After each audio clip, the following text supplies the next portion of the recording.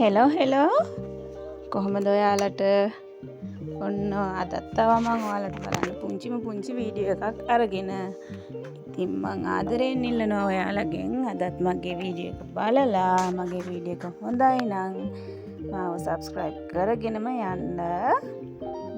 ඉතින් ආදරයෙන් පිළිගන්නවා ඔයාලා හැමෝම ඔන්න මගේ YouTube channel එකට. ඉතින් බලන්නකෝ මේ දවස්වල ඔය මගේ මිදුල පිපිලා තියෙන මල් චුට්ටක් තමයි මම ඔයාලට ඔය පෙන්නන්නේ. ඉතින් දරා ගන්න බැරි තරම් අවුව වැටුණත් එයාලා කොහොම හරි ඔන්න මලක් දෙකක් හරි මේ දවස්වල දීලා තියෙනවා. ඉතින් බලන්නකෝ එයාලගේ ලස්සන. ඔන්න ඉතින් ඔයාලට මතකද මම කලින් වීඩියෝ එකේ පෙන්නුවා මම කොස් උයනවා. අනේ කොස් උයපු දවසේ කඩලා අමතක වෙච්ච ගෙඩියක් තමයි මේ තියෙන්නේ. ඉතින් ගහ යට එදා අපි ගෙඩිය කොමාරි 4ක් විතර කැඩුවා. කඩපු කෙනා ගෙඩි 3යි අරන් ගිහිල්ලා තියෙන එක ගෙඩියක් කොහොමරි අමතක වෙලා ඔතන තියලා ගිහිල්ලා.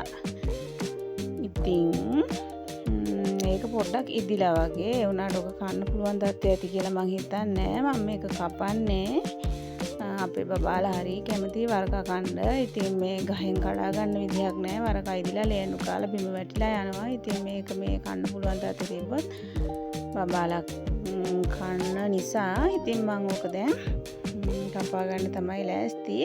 ඒ වගේම ඕකේ යට ටික මට ගොඩාක් වටිනවා මොනවා හරි දාලා උයන්න.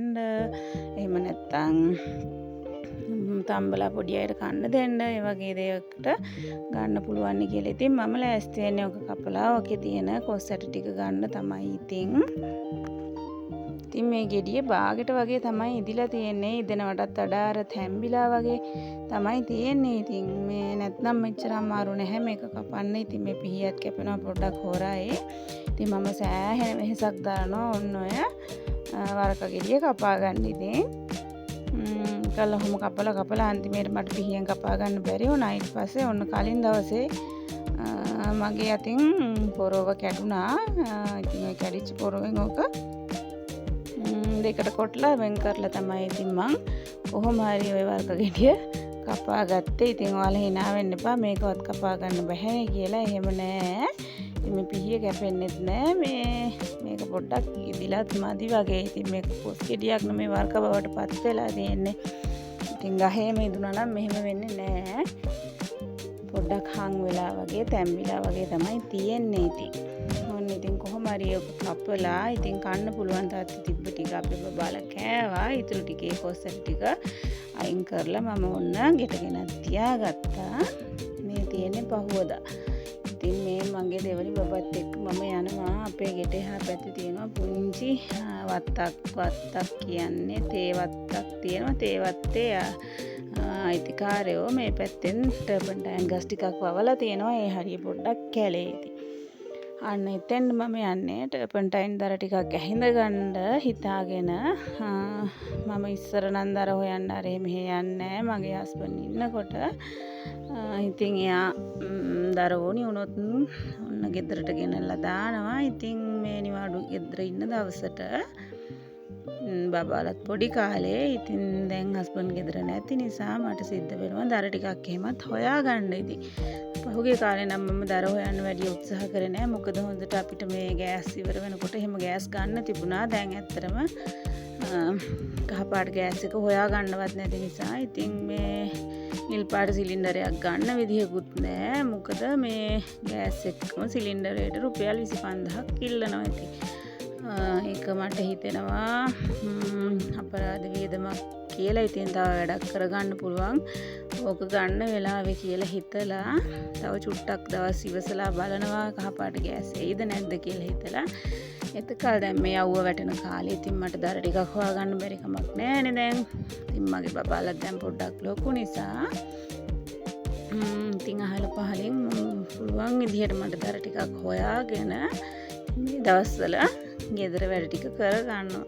ඉතින් ඔය මං උදේම ගියාට දර හොයන්න කියලා හිතාගෙන ඇත්තටම දර තිබුණේ නෑ. මොකද මට කලින් කවුරු හරි ඇවිල්ලා මේකේ තිබ්බ දර ටික අරගෙන ගිහිල්ලා ඉතින් පුංචි කෝටු කීපයක් ඇඳගෙන අපි දෙන්න ගෙදර ආවා. බලන්නකෝ ඉතින් මේ ගස් අතරින් ඔන්න ඉර පායගෙන දැන් තමයි එන්නේ.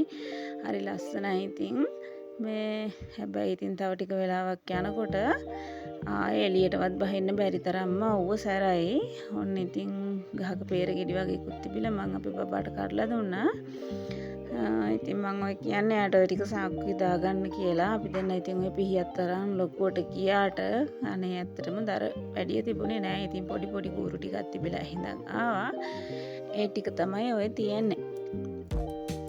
ඒ ඇවිල්ලා ඉතින් උදේට කෑම හැම කාලා චුට්ටක් නිදහසේ ඉඳලා ලොකු පුතා ගියා ක්ලාස් යන්න. පොඩ්ඩෝ දෙන්නයි මායි විතරක් ගෙදර ඉන්නවා. ඉතින් මට හිතුණා කලින් දවසේ අර මම වරක ගෙඩියෙන් ගත්තු ගොස්සට ටික තියෙනවනේ.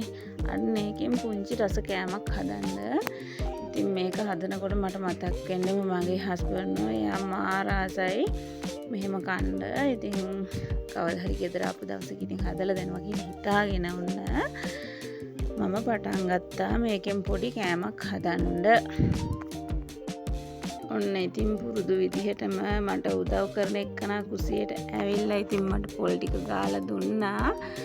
අනේ ඇත්තට මෙයාට නම් වැඩක් කිව්වම කිසි දවසක මට බෑ කියන්නේ නෑ. ඒ දේ කරලා දෙනවා. ඉතින් මං කවුරුත් මම මේ ටික බදිනකන් ඔයාට පුළුවන් නම් පොල් ටිකක් ගාලා දෙන්න කියලා. ඉතින් එතකොට එයා බෑ නොකිය වුණ පොල් ටික ගාලා දෙනවා. ඉතින් ඔයාලා ගෙදරත් ඉන්නවා ඇතිනේ හැම බබාලා. ඉතින් අපේ ගෙදර නම් ඉතින් ගෑනු ළමයිනුත් නැහැනේ. ඉතින් ඉන්න කොල්ලෝ තුන්දෙනා මට පුළුවන් විදියට පුංචි දරුවෝනේ තාම පුළුවන් විදියට යාලා උදව් කරනවා. ඉතින් අපි අතර දෙනා විතරක් ඉන්න නිසා අපි එකිනෙකාට උදව් කරගන්න ඕනේ නේ. ඉතින් අපි මේ විදිහට ඉතින් එක එකනාගේ උදව් ඇතිව අපේ වැඩ ටික කරගන්නවා. ඉතින් ඔන්න දැන් මේ වෙනකොට නම් කොස්සර ටික බැදිලා තියෙන. ඉතින් ඔන්න අපේ දෙවනි ගාපු පොල් ටිකත් ওই විදිහට තියෙනවා. දැන් කොස්සර ටික මට අවශ්‍ය ප්‍රමාණයට බැදිලා තියෙන්නේ. මේක හොඳට තැම්බෙනකම් බැදෙන්න ඕනේ. කියන්නේ කොස්සට නිකන් කර වුණාට වැඩක් නැහැ. ඇතුළ හොඳට තැම්බෙන්න ඕනේ. ඉතින් ඒක ගින්දර පාලනය කරගෙන හොඳට බැද ගන්න ඕනේ. දැන් ලෑස්ති වෙන්නේ මම මෙන්න මේ ටික සුද්ධ කරගන්න. ඉතින් මේ කොස්සට තැම්බෙනකොට මේ කියන්නේ බදිනකොට සාමාන්‍යයෙන් බැදිලා නම් කොස්සට එක දෙක පුපුරනවා. මේ ලොකු සාද්දෙකුත් එක්ක පුපුරනවා. ඉතින් හරි පරිස්සමෙන් මේ වැඩේ කරන්න ඕනේ. නැත්නම් හැට එහෙම විසි වෙන්න පුළුවන්. ඉතින් ඔන්න ඔය විදිහට කොස්සට ටික මම සුද්ධ කරගත්තා. අමාරු නෑ සුද්ධ කරන්න. අතින් පොඩ්ඩක් අනේ ඇඟිල්ලෙන් පොඩ්ඩක් කොස්සට පොඩ්ඩක් අර අපි පොඩ්ඩක් තද කරාම ඉතින් කොස්සටේ පොත්ත ගැලවිලා යනවා. ඉතින් අනේ මට වංගෙඩියක් නැහැනේ ළමයි. මෙන්න මේ පුංචි වංගෙඩිය තමයි තියෙන්නේ. ওই ටික කොටා ගන්න ඉතින් මං අම්මලා ගෙදරට යන්න ඕනේ. ඉතින් මේ වෙලාව වෙනකොට අවුවත් සැරයි. ඉතින් ඒක නිසා මම හිතුවා නෑ මට පුළුවන් විදිහට මම මේ පොඩි වංගෙඩිය මේ ටිකක් කුඩු කරලා ඉතුරු ටික මේ කියන්නේ සාමාන්‍ය තත්ත්වයට කුඩු කරගෙන බ්ලෙන්ඩර් කප් එකට දාලා කුඩු කර ගන්නවා කියලා. ඉතින් ඇත්තටම බ්ලෙන්ඩර් එකේ මේක කුඩු කරන්න බෑ. බ්ලෙන්ඩර් එක කැඩෙනවා. මේ ඉතින් මම ඔක ටිකක් කොටලා බ්ලෙන්ඩර් එකට දාලා ඉතුරු ටික කුඩු කර ගන්නවා. එතකොට මට ලේසි නිසා නැත්තම් ඕක අම්මලා ගෙදරට අරගෙන ගිහිල්ලා කොටාගෙන ඇවිල්ලා ওই චරමර කරනකොට ওই කෑමක් කන්න මට ඉතින් හිතෙන්නෙත් නෑ. ඉතින් ওই විදිහට මම ටික ඔය ටික කොටලා ඉවර වෙලා බලන්නකෝ. ඊට පස්සේ මම හරි රස කෑමක් ඕකෙන් හදනවා. දැන් ඔය වෙනකොට නම් මම ওই ටික කොටලා බ්ලෙන්ඩර් එකෙනුත් කුඩු කරලා ඉවරයි. දැන් ඔය මේකට සීනි ටිකක් නම් හැමින් දාන්න ඕනි. නැත්තම් මේක රස නැත්තේ නැහැ. රසයි ඒ වුණාට ඉතින් අපේ අර දිව පුරුදු වෙලා තියෙන්නේ. අනිදහ වැඩියෙන් කාලා නිසා සීනි ටිකක් හැමින් දාගත්තාම රසයි. මේකට ලුණු ටිකකුත් දාලා ඔන්න ගම්මිරිස් පොඩ්ඩකුත් මම දාලා මේ ටික පොල් එක්ක හොඳට කවලම් කරනවා. හොඳට කවලම් කරලා අපිට ওই විදිහට උනත් ඕක ගුලි කරගන්න පුළුවන්. ඒ වුණාට උණු වතුර චුට්ටක් දාලා ගුලි කරාම හොඳට රසයට මේක ඔය ඔක්කොම එකතු වෙලා සීනි ටික එහෙම ඔක්කොම එකතු වෙලා රස අග්ගලා එකක් හදාගන්න පුළුවන්. ඉතින් ඔය බලන්නකෝ ඔය අර බිස්කට් මේ බිස්කට් අනම් මනම් කඩෙන් ගේනවට වඩා මේ වගේ අර පෝෂ මේ පෝෂ මොන පෝෂවත් ඕනේ හරිම රසයි ඒ වගේම හරිම ගුණ කෑමක්. ඉතින් ඕක හදාගෙන තේ කෝප්පයක් අපිට බොන්න පුළුවන්. ඉතින් ඔය විදිහට හදාගෙන අපි 3 දෙනාත් එක්ක ඒ වෙලේ තේ බිව්වා.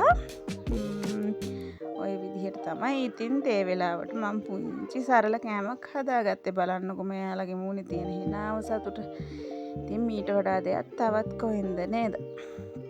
එහෙනම් ඔන්න මං අදට ගිහිල්ලා එන්නම්. වීඩියෝ එකේ අවසානයේ දක්වාම වෙනකොට ඇවිල්ලා තියෙන්නේ. ඉතින් හරි ආදරයෙන් ඉල්ලනවා මාව සබ්ස්ක්‍රයිබ් කරලා මට පුංචි සහයෝගයක් දෙන්න. ඒ වගේම ඔයාලා හැමෝම පරිස්සමෙන් සතුටින් ඉන්න. එහෙනම් මං ගිහින් එන්නම්. ඔයාලා හැමෝටම බුදු සරණයි.